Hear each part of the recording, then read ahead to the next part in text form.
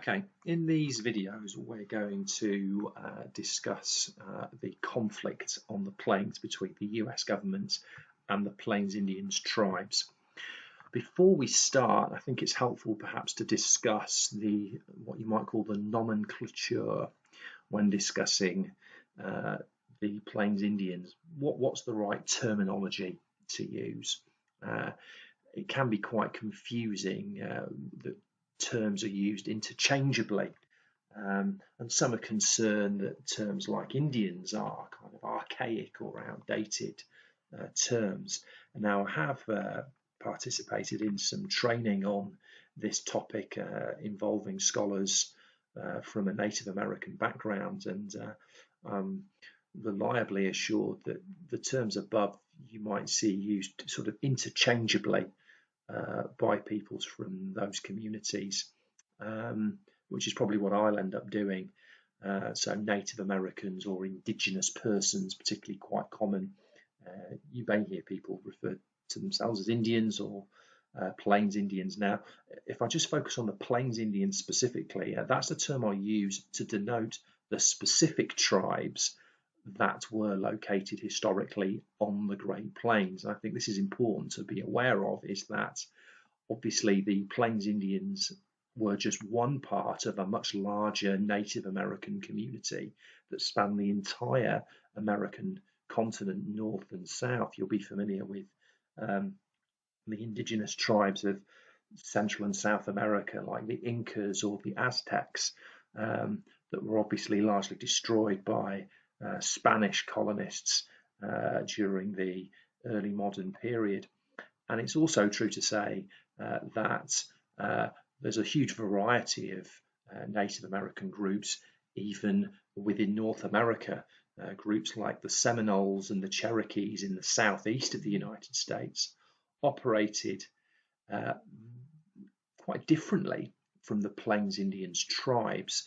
Those in the southeast, for example, might be more willing to follow a kind of farming way of life, whereas we know that those on the plains tended to be more likely to be nomadic hunter-gatherers whose lifestyle was based very much on hunting the buffalo.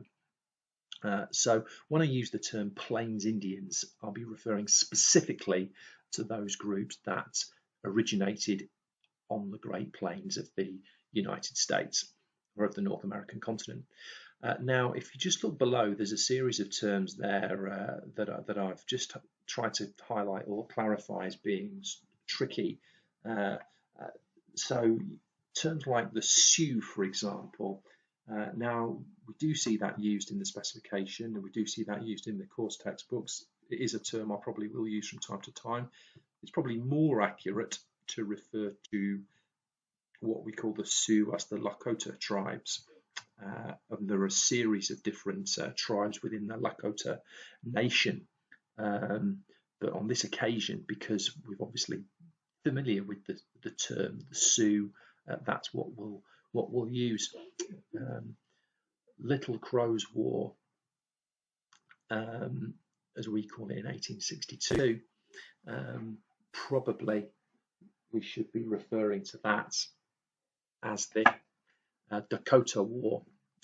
It's probably the more appropriate term there. And Little Crow, the leader of what we term the Santee Sioux, probably again we're better off referring to the Santee Sioux as the Eastern Dakota. Now, some of the resources that you'll see won't do that, but because they're resources that we've used in class before, so just to keep that familiarity going, but just to make you aware. Similarly, Red Cloud's War, probably better known as the Bozeman War.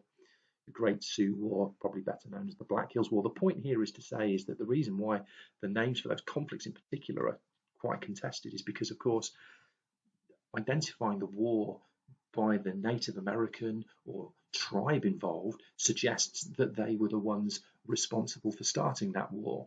And we know, of course, that the real problem here is the violence and theft of land perpetrated by the US government from the Plains Indians tribes and other Native American tribes throughout the continent. The naming of them in the way that you see on the left almost seems to shift responsibility for those conflicts to the Plains Indians, when in reality, the responsibility probably lies with the United States and the government of the United States. So that gives you an overview of just some of the terms that we'll use through these videos. This video here, and you can pause this if you want to look at it more closely, and you'll have it on the PowerPoint as well.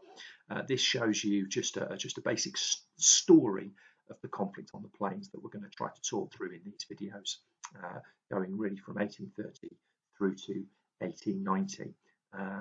This is a conflict that doesn't end in 1890 as well. This is important to note. There are still today issues where the Native American tribes are having their land taken from them by the US federal government for other purposes. There's a massive protest at the Standing Rock Reservation around the construction of an oil pipeline through that reservation that is a highly contested and contentious issue in modern day American politics, not exactly helped by the tact and diplomacy of the current president, as I'm sure you'll all appreciate.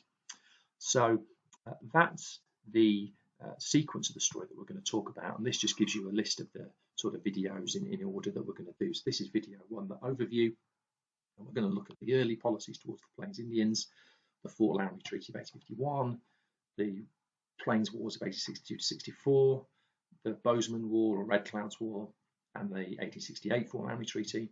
Video 6 will look at the Black Hills War, or the Great Sioux War, and the Battle of the Little Bighorn in 1876. And then we'll finish off by looking at the destruction of the Plains Indians' way of life. Thank you.